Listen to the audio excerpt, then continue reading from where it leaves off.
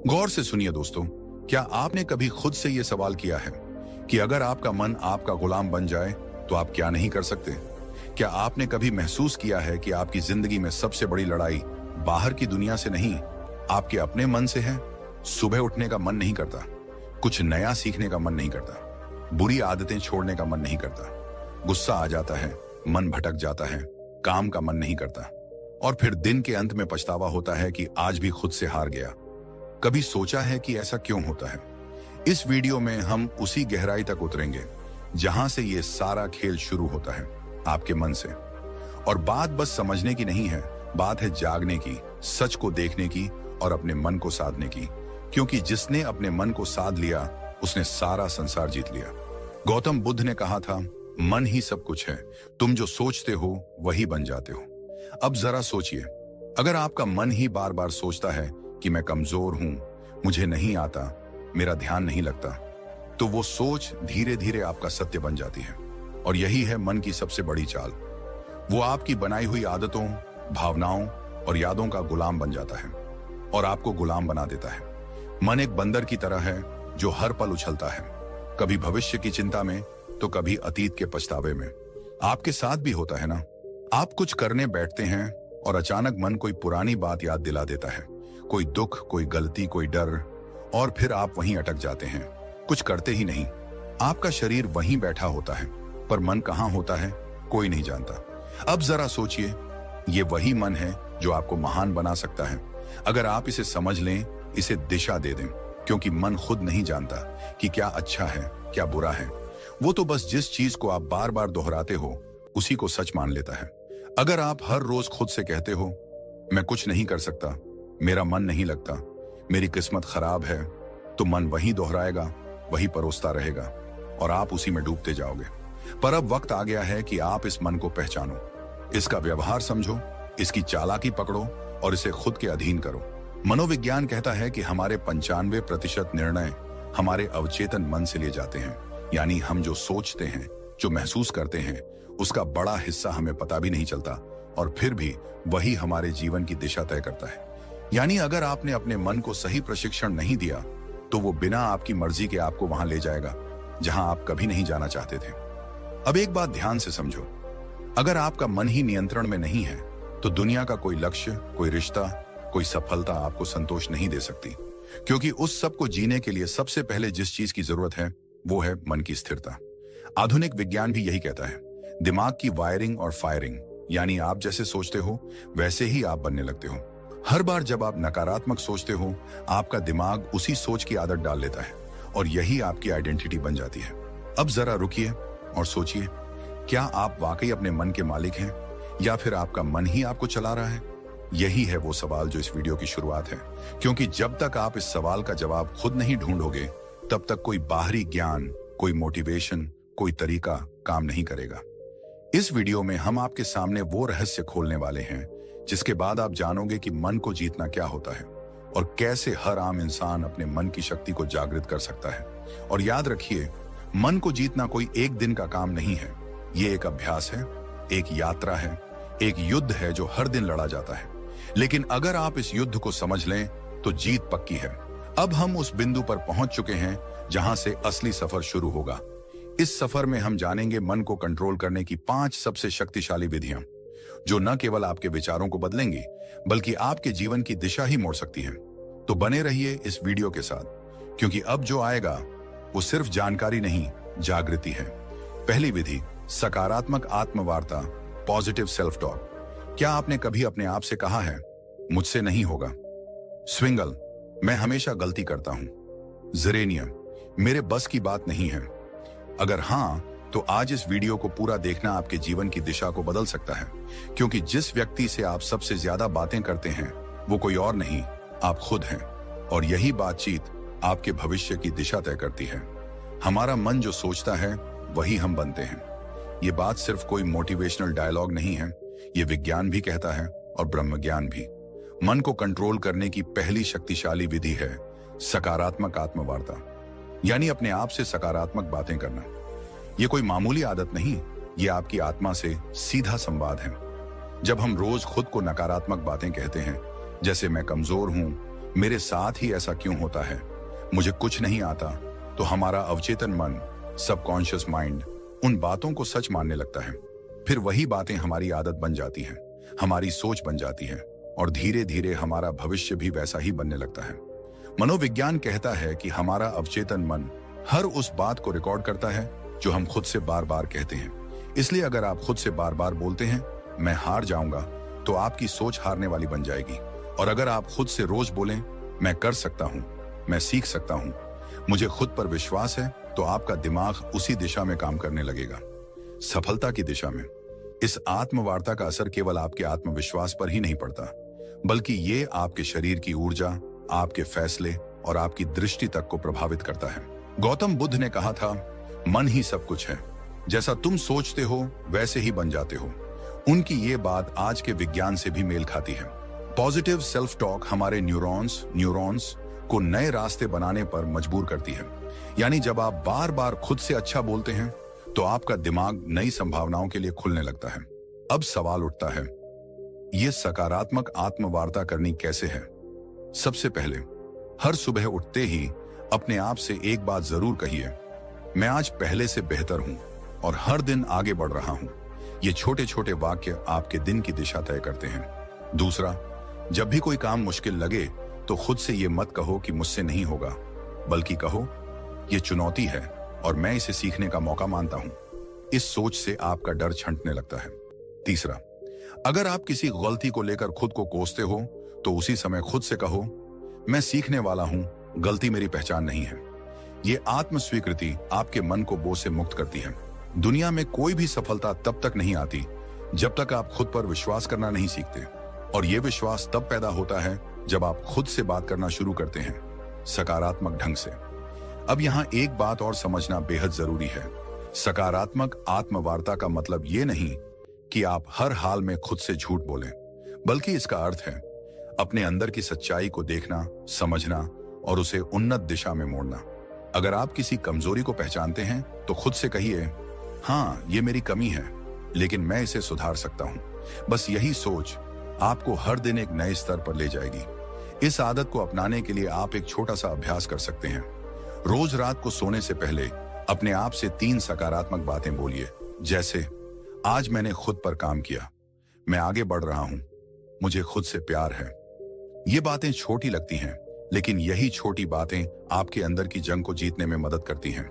बुद्ध कहते हैं, खुशी हमारे अपने विचारों पर निर्भर करती है। तो अगर आपके विचार आपके खुद के बारे में नकारात्मक होंगे तो आपके जीवन का हर कोना दुखी लगेगा। लेकिन अगर आप अपने अंदर सकारात्मक ऊर्जा भरते हो तो मुश्किलें भी साधारण लगने लगती हैं। अब ध्यान दीजिए, यह तो सिर्फ पहली विधि थी, मन को नियंत्रित करने की शुरुआत। इस यात्रा में आगे और भी गहराई है, और अब हम प्रवेश करेंगे दूसरी विधि में, जो आपके मन को स्थिरता और गहराई प्रदान करेगी, ताकि आप न केवल सोचें सकारात्मक, बल्कि महसूस करें आत्मिक शक्ति। दूसरी विधि, लक्ष्य निर्धारण, गोल सेटिंग। क्या आपने कभी सोचा है कि मन भटकता क्यों है? क्यों हम अक्सर एक काम शुरू तो करते हैं लेकिन बीच में ही छोड़ देते हैं? क्यों हमारा मन कभी अतीत की यादों में उलझा रहता है तो कभी भविष्य की चिंता में खोया रहता है? इसके पीछे एक गहरी वजह है, अस्पष्टता। मन को दिशा तब मिलती है जब उसे पता हो कि उसे जाना कहां है, और जब यह दिशा नहीं होती तो मन बिल्कुल उस घोड़े की तरह होता है जो खुली जमीन में बेतहाशा दौड़ रहा हो, बिना किसी मंजिल के। इसलिए मन को नियंत्रित करने की दूसरी शक्तिशाली विधि है लक्ष्य निर्धारण।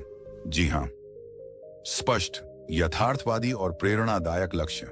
जिस इंसान ने अपने जीवन का उद्देश्य तय कर लिया, उसका मन खुद ब खुद अनुशासित हो जाता है।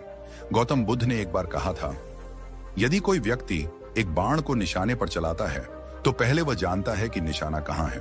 उसी प्रकार जीवन को सही दिशा में ले जाने के लिए मनुष्य को पहले अपने लक्ष्य को जानना चाहिए। यह बात सिर्फ बौद्ध दर्शन में नहीं, बल्कि आधुनिक मनोविज्ञान में भी साफ साफ कही जाती है। मनोवैज्ञानिक कहते हैं कि जब आप स्पष्ट लक्ष्य बनाते हैं तो आपका मस्तिष्क एक केंद्र बिंदु ढूंढ लेता है। यह केंद्र बिंदु दिमाग को एक ही दिशा में सोचने, योजना बनाने और मेहनत करने के लिए प्रेरित करता है। जिस तरह से जीपीएस लोकेशन डाले बिना रास्ता नहीं दिखाता, उसी तरह लक्ष्य के बिना आपका मन आपको कहीं नहीं ले जाएगा, या फिर किसी ऐसी जगह पहुंचा देगा जहां आप कभी जाना ही नहीं चाहते थे। यहां पर एक महत्वपूर्ण तथ्य आता है, रेटिकुलर एक्टिवेटिंग सिस्टम RIS, ये हमारे मस्तिष्क का एक खास सिस्टम होता है जो हमें सिर्फ उन्हीं चीजों पर ध्यान देने देता है जो हमारे लक्ष्य से जुड़ी होती हैं। उदाहरण के लिए, अगर आप सोचते हैं कि मुझे एक लेखक बनना है, तो अचानक आपको किताबें, लेखन से जुड़ी जानकारी और अवसर खुद ही दिखने लगते हैं। ये कोई जादू नहीं है, ये आपका लक्ष्य और दिमाग का आपसी तालमेल है। अब सवाल ये है, लक्ष्य कैसा होना चाहिए? कई बार लोग बहुत बड़े बड़े लक्ष्य बना लेते हैं, लेकिन वो इतने धुंधले और अनियोजित होते हैं कि दिमाग उन्हें समझ ही नहीं पाता। इसलिए पहला कदम है अपने लक्ष्य को स्पष्ट और यथार्थवादी बनाना। उदाहरण के लिए, अगर आप कहते हैं मुझे सफल बनना है, तो यह बहुत ही धुंधला लक्ष्य है।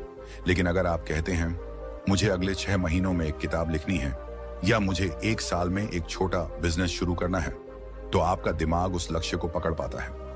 यहां एक और बात समझना जरूरी है, लक्ष्य केवल मस्तिष्क को दिशा ही नहीं देता, बल्कि भावनात्मक ऊर्जा भी प्रदान करता है। जब हम एक लक्ष्य बनाते हैं और उसे पाने की कल्पना करते हैं, तो हमारे दिमाग में डोपामिन नामक रसायन रिलीज होता है। यह रसायन हमें खुशी, प्रेरणा और एक सकारात्मक ऊर्जा देता है। यानी लक्ष्य केवल मन को रोकता नहीं, बल्कि उसे चलने की सही प्रेरणा भी देता है। अब एक और सवाल उठता है, क्या एक लक्ष्य ही काफी है? तो इसका उत्तर है नहीं। लक्ष्य का विभाजन होना चाहिए, दीर्घकालिक लॉन्ग टर्म, मध्यकालिक मिड टर्म और लघुकालिक शॉर्ट टर्म। क्योंकि जब हम एक बहुत दूर का लक्ष्य बनाते हैं और उसके बीच कोई पड़ाव नहीं रखते, तो हमारा मन थक जाता है और कहता है अभी तो बहुत दूर है, फिर कभी शुरू करेंगे। इसलिए छोटे छोटे पड़ाव होना जरूरी है, ताकि मन को हर पड़ाव पर एक संतुष्टि और प्रगति की भावना मिलती रहे। आप जब एक लक्ष्य तय करते हैं और उस पर काम करना शुरू करते हैं, तो आपका मन विकर्षणों को खुद ही ठुकराने लगता है। जैसे ही आपका ध्यान भटकता है, दिमाग आपको याद दिलाता है हमारा लक्ष्य अभी अधूरा है, और यहीं से शुरू होता है मन पर नियंत्रण। अब सोचिए, एक मन जिसने खुद को एक दिशा में बांध लिया है, वो कितनी शक्ति उत्पन्न कर सकता है। आपने देखा होगा, जब आप किसी जरूरी काम में पूरे मन से लगे होते हैं, तो आपको भूख, प्यास, थकावट कुछ भी महसूस नहीं होता। क्यों? क्योंकि लक्ष्य ने आपके मन को पूर्ण रूप से फोकस्ड कर दिया है। यही शक्ति अगर हर दिन की आदत बन जाए, तो आपका जीवन वो रूप ले सकता है जिसकी कल्पना आपने कभी सिर्फ सपनों में की थी।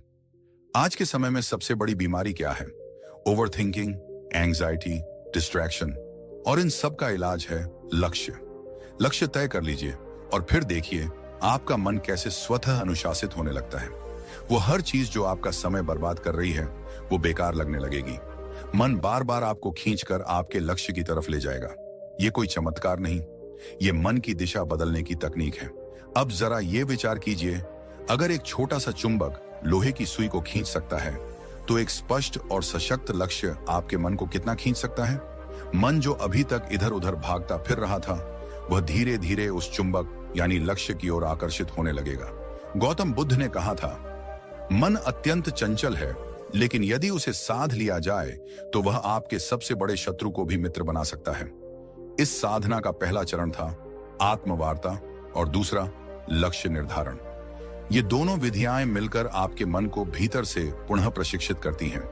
ये उसे एक नए रास्ते पर चलाना सिखाती हैं, जहां दिशा है, उत्साह है और स्पष्टता है। तो अगर आप चाहते हैं कि आपका मन आपकी बात माने, तो सबसे पहले आप उसे बताइए कि कहां जाना है। फिर देखिए कैसे वो रास्ता खुद बनाने लगता है। और यही से शुरू होती है वास्तविक आत्मशक्ति की यात्रा। दोस्तों, क्या आप जानते हैं कि हमारा मन सबसे अधिक बेचैन तब होता है जब हमारे पास समय की कोई योजना नहीं होती, जब हम हर काम को टालते जाते हैं, जब दिन रात सिर्फ भाग दौड़ बनकर रह जाते हैं, लेकिन फिर भी मन शांति को नहीं छू पाता। तब असल में दिक्कत समय की नहीं होती, बल्कि उस समय के प्रबंधन की होती है। और यहीं से शुरू होती है मन को काबू में रखने की तीसरी शक्तिशाली विधि, समय प्रबंधन। आज हम जिस दुनिया में जी रहे हैं, वहां व्यस्त रहना एक ट्रेंड बन गया है। लेकिन व्यस्त होना और व्यस्तता का प्रबंधन कर पाना, ये दोनों एक जैसी चीजें नहीं है। अगर आप दिन भर बहुत कुछ करते रहते हैं, लेकिन अंत में थक कर गिर पड़ते हैं और खुद से ही नाराज रहते हैं, तो यकीन मानिए आप समय को नहीं चला रहे, समय आपको चला रहा है। और जब समय हमें चलाने लगे, तो मन खुद ब खुद बेचैन, चिंतित और थका हुआ महसूस करता है। हमारा मस्तिष्क तब सबसे अच्छा काम करता है जब वह जानता है कि अगला कदम क्या है। मन को दिशा चाहिए, स्पष्टता चाहिए और वह स्पष्टता आती है अच्छे समय प्रबंधन से। जब आप हर काम के लिए एक उचित समय निर्धारित कर देते हैं, जब आप जानते हैं कि किस काम को कब करना है, तो आपका मन खुद ब खुद शांत रहता है, क्योंकि उसे पता है अब कुछ भी अनियंत्रित नहीं है। समय प्रबंधन केवल घड़ी की सुइयों को देखने का नाम नहीं है। यह एक विज्ञान है, एक कला है और साथ ही एक साधना है। अगर आपने इसे साध लिया तो आप केवल अपने दिन को नहीं, अपने जीवन को, अपने भाग्य को और अपने मन को भी साध लेंगे। आधुनिक मनोविज्ञान कहता है कि जब हम अपने दिन की योजना बनाते हैं और उसे फॉलो करते हैं, तो हमारा ब्रेन डोपामिन नामक एक रसायन छोड़ता है जो हमें संतुष्टि और ऊर्जा का एहसास कराता है। यह वही रसायन है जो तब निकलता है जब हम कोई उपलब्धि प्राप्त करते हैं।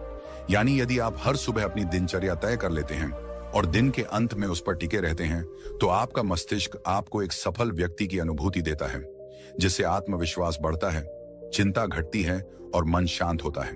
अब बात करें ब्रह्म ज्ञान की, तो हमारे प्राचीन ग्रंथों में भी समय को सबसे बड़ा गुरु माना गया है। वेदों में कहा गया है, कालो ही परमम बलम, अर्थात समय ही सबसे बड़ी शक्ति है। जो इस शक्ति के साथ चलना सीख लेता है, उसके लिए कोई भी लक्ष्य असंभव नहीं रह जाता। गौतम बुद्ध भी समय के महत्व को भली भांति समझते थे। उन्होंने एक जगह कहा था, जो व्यक्ति एक क्षण को भी व्यर्थ नहीं जाने देता, वह जीवन को पूर्णता के साथ जीता है। बुद्ध के अनुसार जीवन की सच्ची शांति तभी संभव है जब हम हर क्षण में जागरूक रहें, हर पल का उपयोग करें।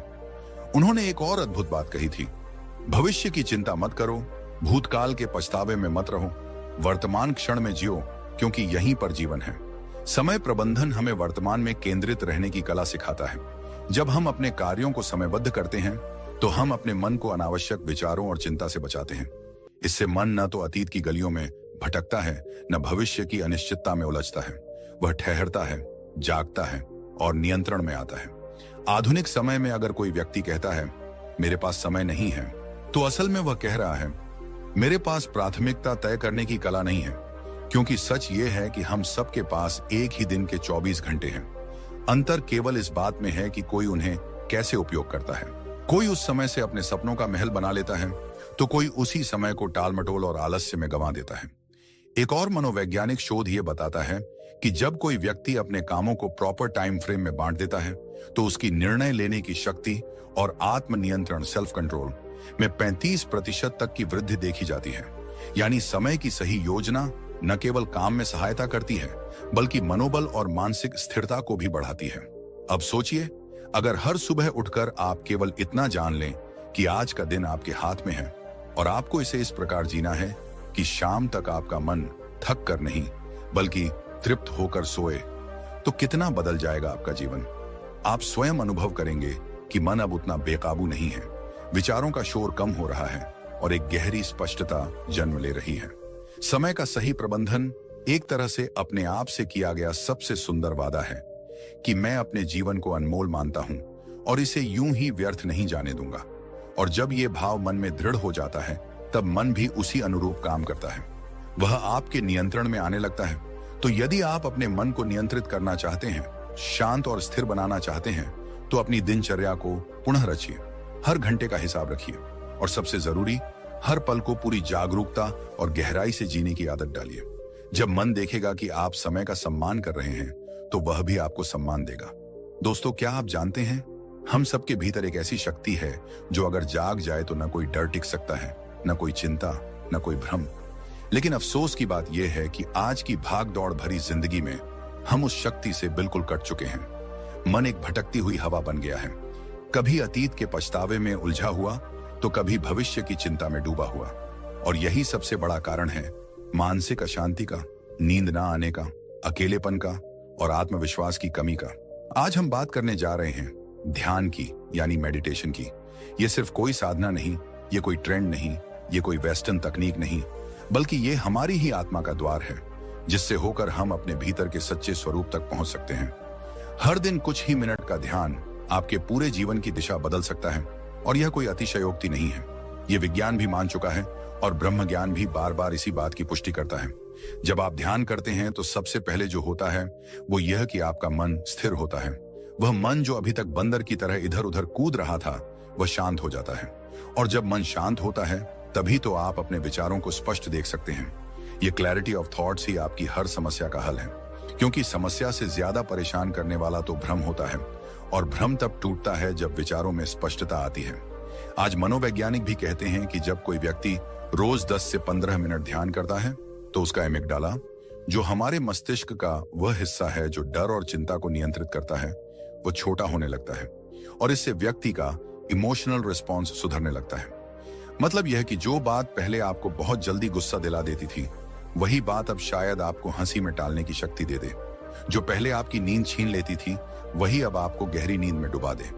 ध्यान कोई दिखावा नहीं है, ये एक आंतरिक प्रक्रिया है, और यह तभी फल देती है जब आप इसे श्रद्धा और नियमितता से करते हैं।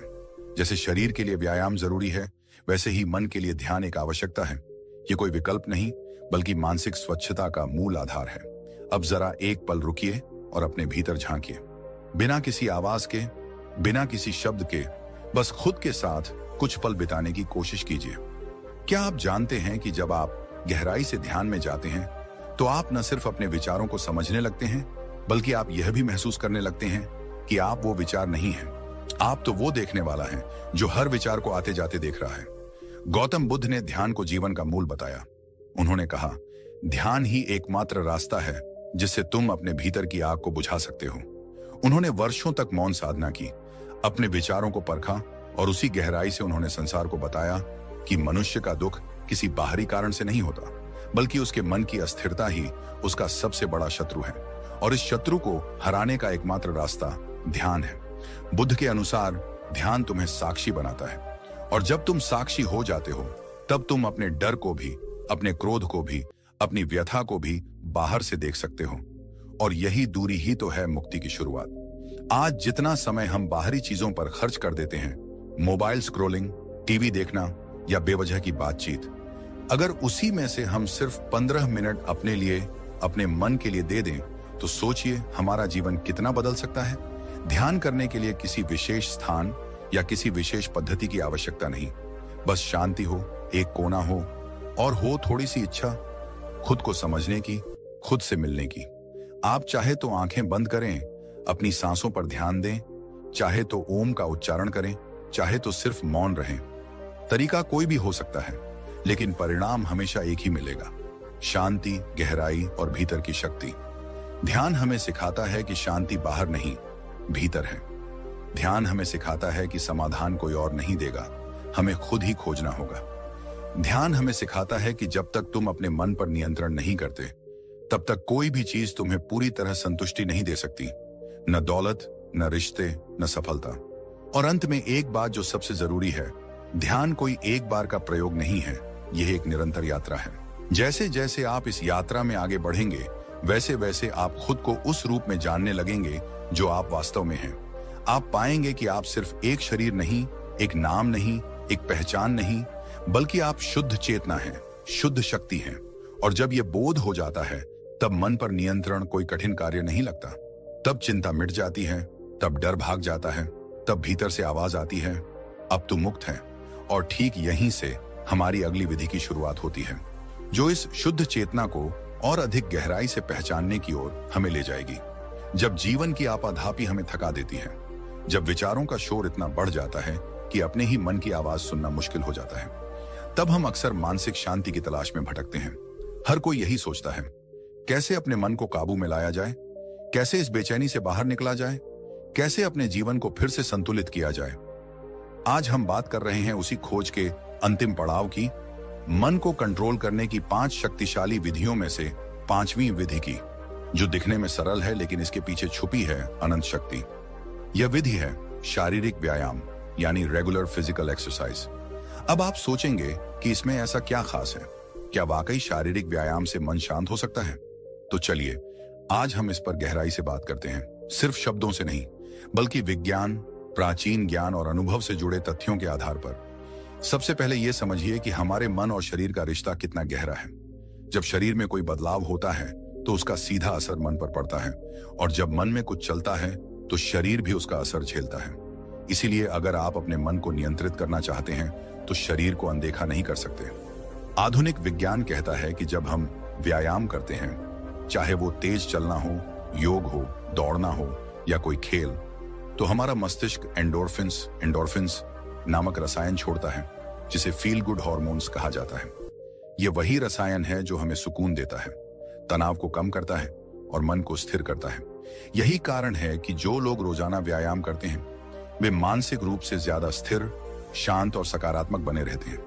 अब अगर हम प्राचीन ब्रह्म ज्ञान की ओर देखें तो वेदों और उपनिषदों में भी कहा गया है, शरीर माध्यम खलु धर्म साधनम, अर्थात यह शरीर ही धर्म पालन का पहला साधन है। जब शरीर स्वस्थ होगा तभी मन भी अनुशासित होगा और जीवन का लक्ष्य प्राप्त कर पाना संभव होगा। गौतम बुद्ध के जीवन में भी इसका विशेष महत्व देखने को मिलता है। बुद्ध ने अपने शिष्यों को केवल ध्यान और उपदेश ही नहीं दिए, बल्कि उन्हें नियमित रूप से चलने, शरीर को सक्रिय रखने और अपने शरीर के साथ अपने मन का भी ध्यान रखने की शिक्षा दी। जीवन में मध्य मार्ग अपनाओ, ये बुद्ध का सबसे बड़ा संदेश था। न तो शरीर को इतना थकाओ कि वह टूट जाए और न ही उसे इतना आराम दो कि वह जड़ हो जाए। संतुलन ही असली साधना है। ध्यान दीजिए, जब आप थके हुए होते हैं, तनाव में होते हैं या क्रोध में होते हैं तो आपका शरीर कैसा हो जाता है? आपकी सांसें तेज चलने लगती हैं, मांसपेशियां कस जाती हैं, नींद उड़ जाती है और पेट में गड़बड़ी होने लगती है। यह सब शरीर के अंदर का संकेत है कि मन ठीक नहीं चल रहा। लेकिन जैसे ही आप व्यायाम करते हैं, श्वास गहरी होती है, शरीर में ऊर्जा दौड़ती है, नींद सुधरती है और मन हल्का लगने लगता है। इसका एक और गहरा पक्ष है जो बहुत कम लोग समझते हैं। जब आप व्यायाम करते हैं तो आप अपने शरीर से जुड़ते हैं।